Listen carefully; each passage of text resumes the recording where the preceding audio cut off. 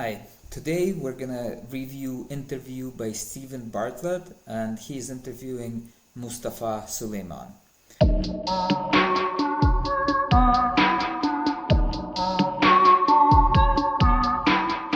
So Mustafa was the founder of DeepMind, which was later sold to Google, and now he's heading, leading AI revolution through his other venture called Inflection AI.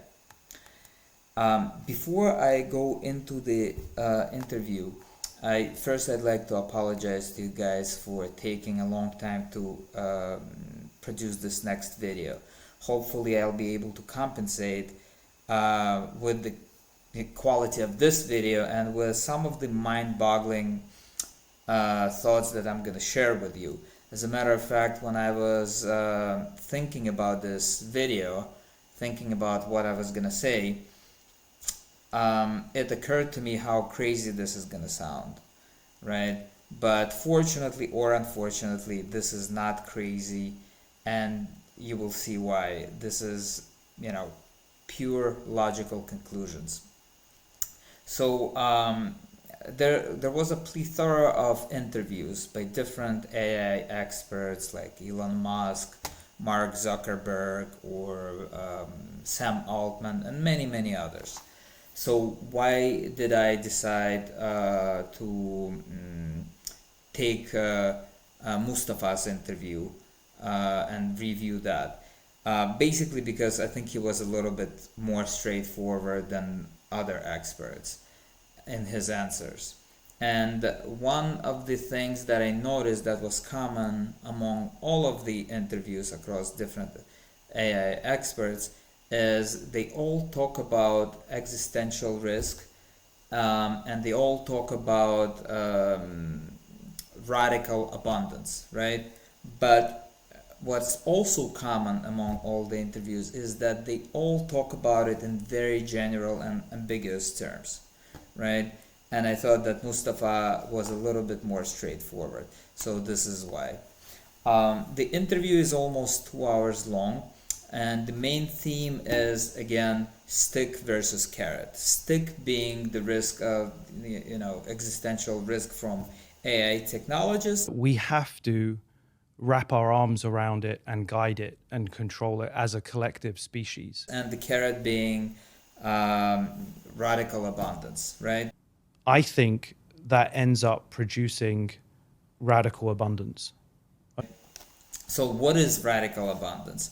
So AI technology basically promises to supercharge all other technologies, nanomachines, quantum computing, anything, you name it, right? So it can potentially give us thousands of years worth of human discoveries in a matter of minutes, days, hours.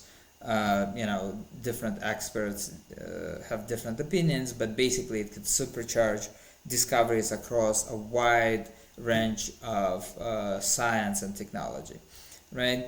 And in practical terms, you can think about it, an average Joe may eventually have access to all of the luxuries that right now only billionaires have access to, right? And I know it seems far-fetched, but if you think about it, kings of 200-300 years ago did not have even close to the luxuries that regular people, at least in the Western societies, have right now. So I don't think it's that far-fetched.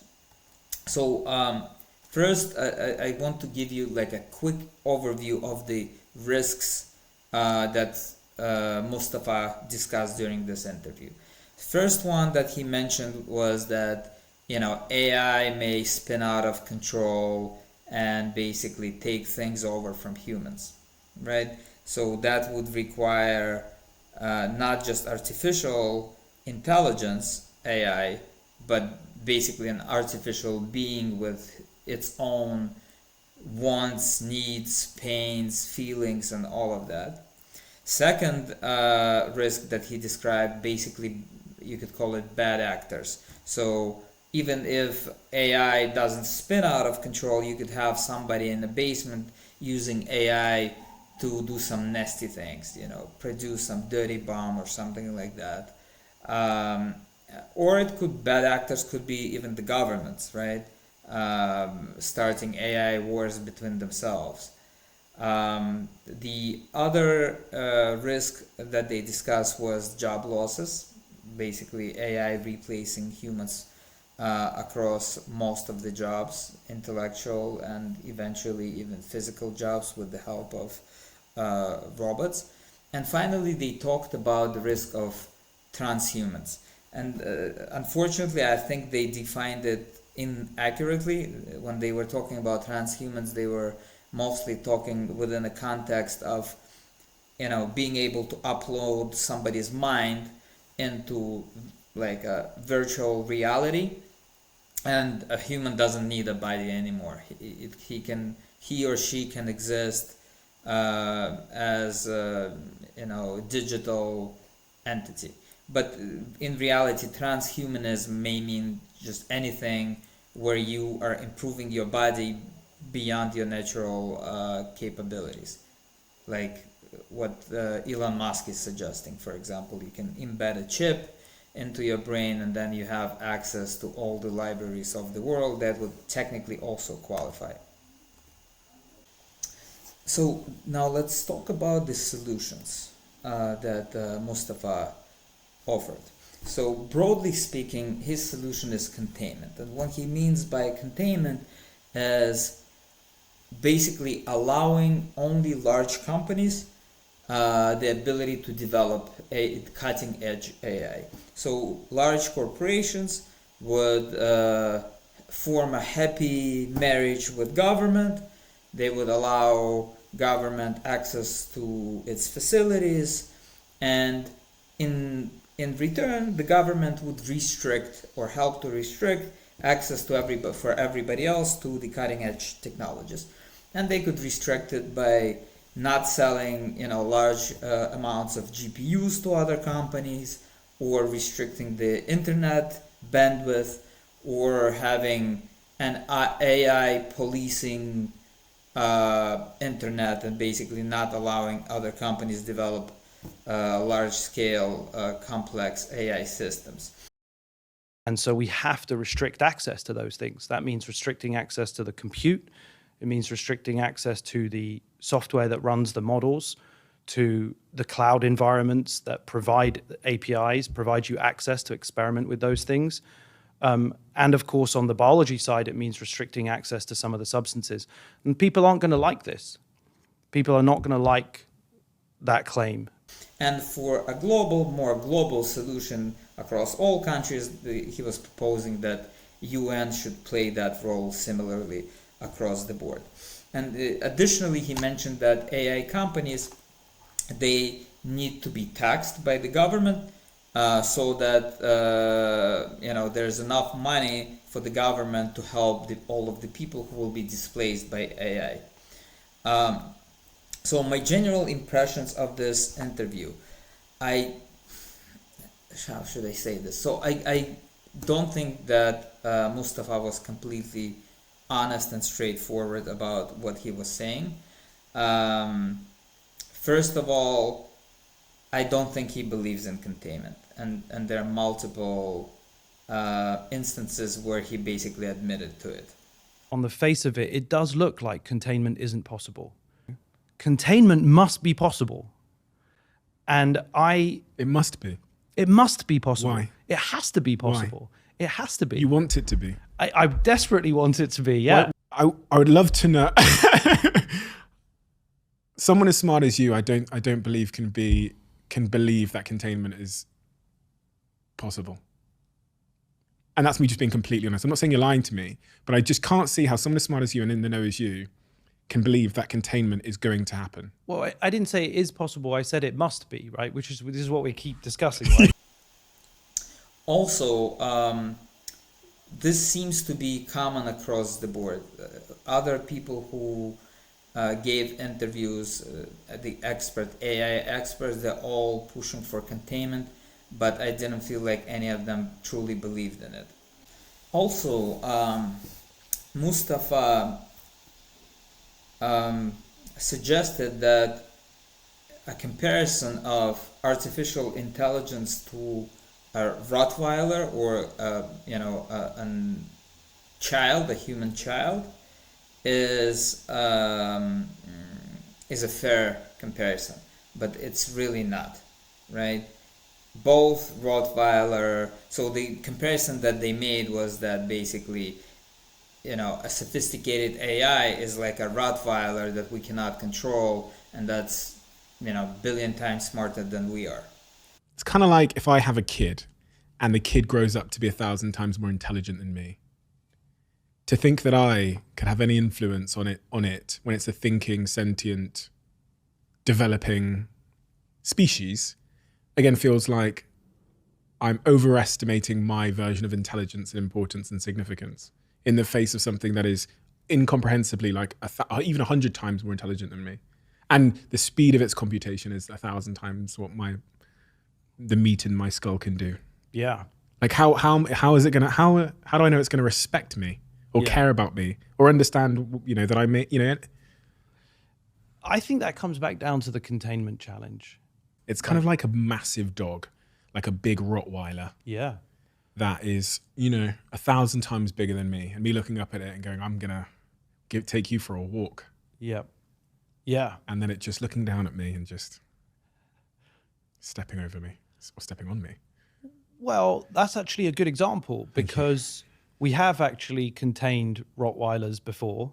But the problem is Rottweiler has his own or her own free will, and so does a human child. AI does not have any free will, right? It only does what we need it to do. If you don't prompt ChatGPT, it will sit there for billions of years and never do anything.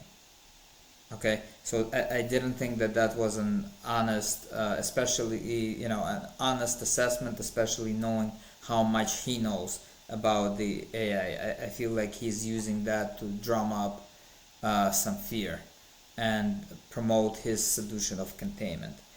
And additionally, he made a statement that he's comfortable with predicting 20 years forward, and where he is not comfortable is predicting 100 years forward. And I don't think that any expert, including Elon Musk and Sam Altman and whoever, can predict 20 years out. I think it's pretty clear that all of them would struggle predicting even 5 years out. So I don't think some of these statements made sense to me. But in any case, now let me tell you what the real risks are versus what Mustafa mentioned. So artificial consciousness is what he referred to when he compared AI potentially becoming like a Rottweiler, a really intelligent Rottweiler. It's not really a problem. No one right now has published any evidence showing that we as humans know how to develop something like that, right? So for right now, this is pure sci-fi. I wouldn't call this a problem at the moment. Now, bad actors, it could be a problem, even right now, right? Even ChatGPT right now can give you some suggestions that could be used for some wrongdoing, right? And if this is done on the scale of governments, this could lead to AI wars, which could end up very, with very devastating results for humanity overall. We could easily send ourselves to Stone Age, right? So if you think about it, if let's say, and I'm only using this as an example, I have nothing against China, but let's say China develops their own AI that is capable of shutting down all of our electricity, and then in retaliation we unleash our AI and do stuff to them, and it could spin out of control real quick, right? The other real risk is open-ended problem going wrong. So it's not a new problem. Everybody, I think, realizes this conundrum, and this is what makes this risk much less likely to happen. So imagine if you tell AI to basically come up with a solution and implement it to to prolong human lifespans, and AI may consider that the best solution would be to put everybody into a coma, and that way we live for 500 years in a coma. So again, it would solve the solution technically, but it may not. The solution may not be what we have envisioned, and that's a risk, but not a very likely risk to happen, because everybody realizes that this is a risk, and there's a very clear way to mitigate this risk, right? And finally, the kind of I'm not sure if this is qualified as a risk, but they are discussing it as a risk, is achieving AGI or ASI. So AGI is artificial general intelligence, and ASI is artificial superintelligence. So general intelligence is when you achieve general artificial intelligence is basically you have an AI that is fully capable of learning and improving itself and making actions independently and solving open-ended problems. So it's basically like a baby human, right?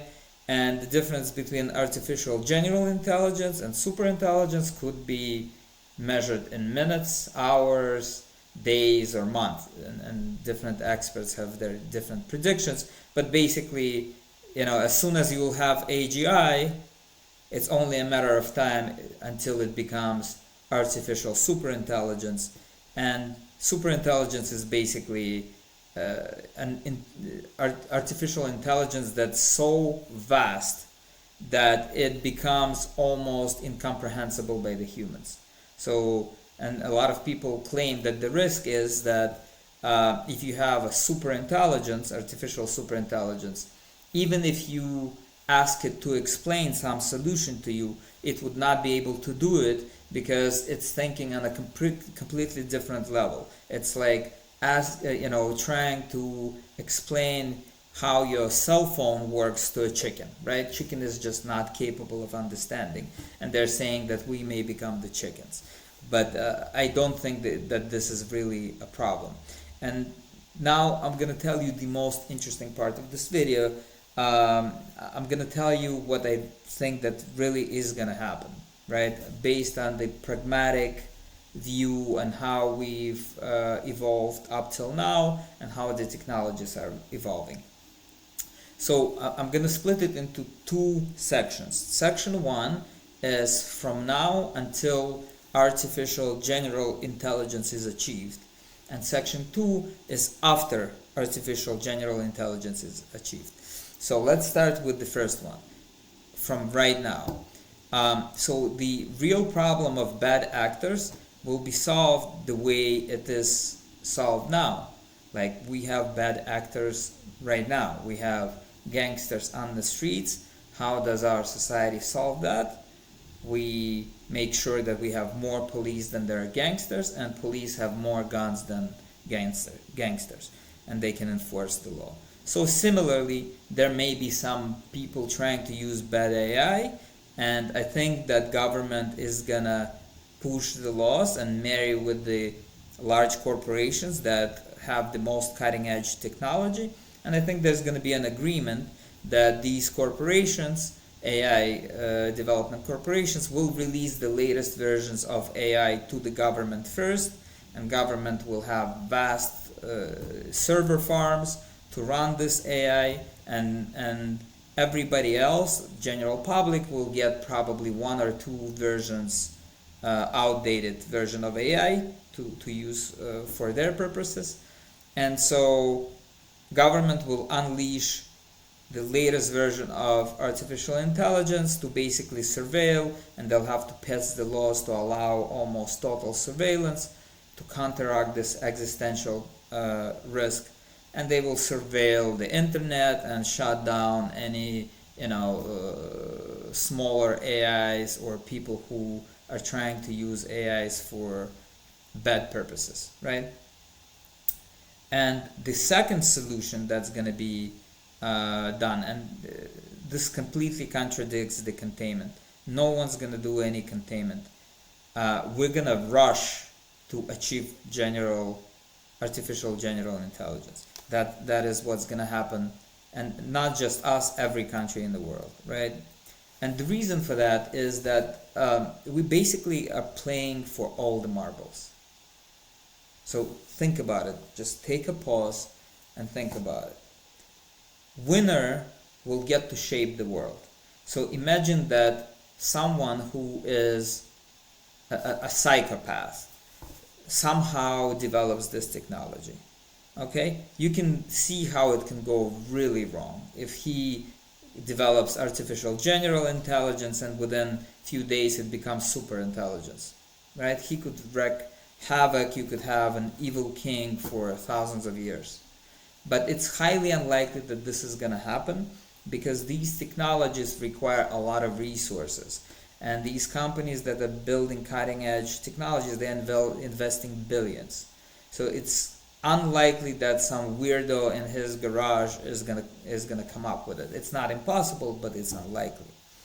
But let's say best case scenario, that a very conscientious, let's say liberal person comes up with it, or a company, and they want the world to be beautiful, they want everybody to be happy, and all of that. But as soon as that person comes up with this technology, he will instantly realize, not even instantly, he realizes it right now, that it's a race, that other countries may have already developed the same instance or on the verge of developing it.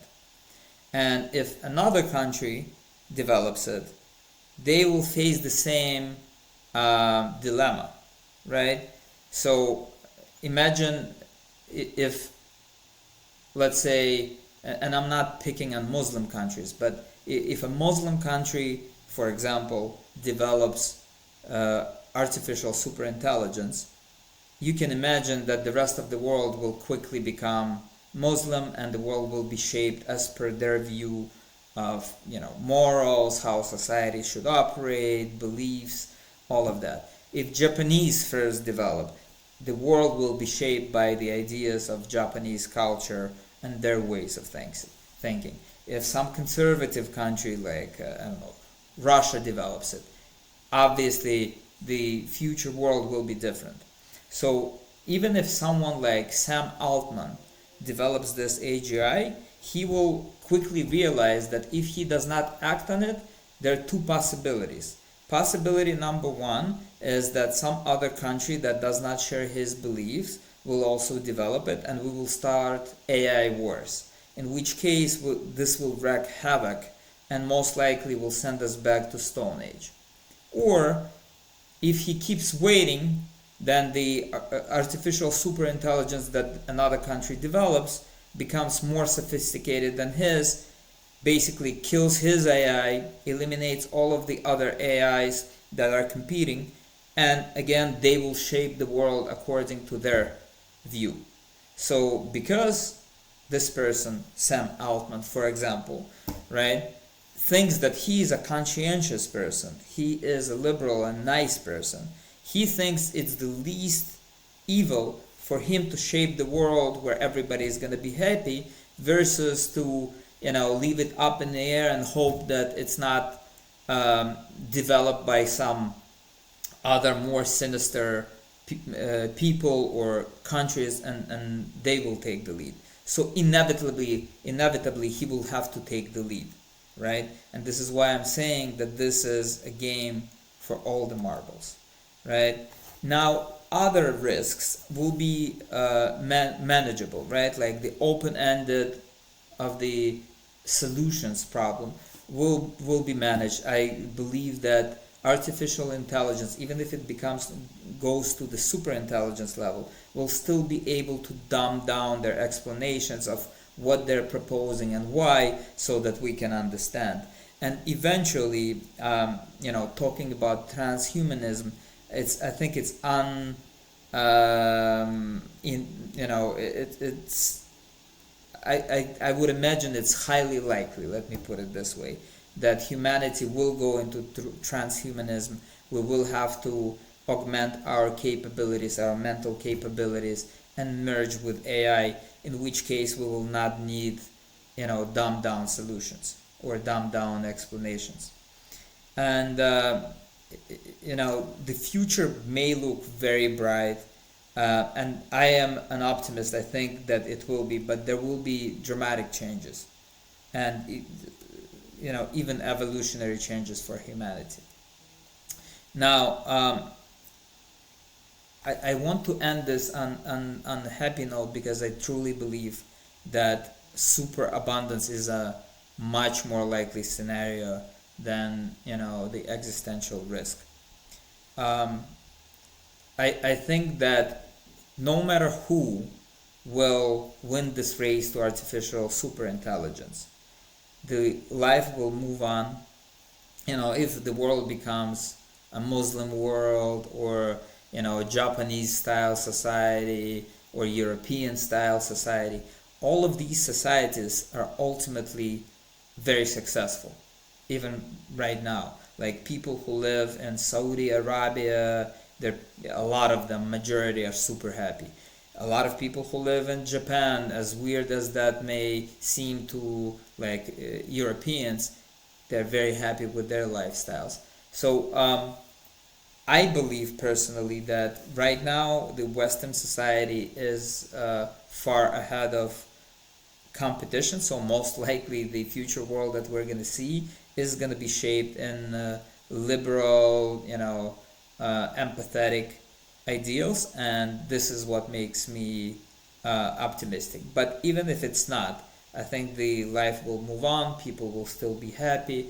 Yes, there may be some period where things will shake out, but in the end, I think we're looking at a very exciting future.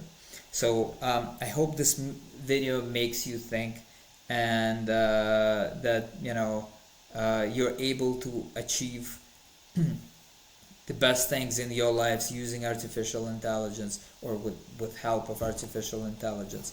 Please leave your comments.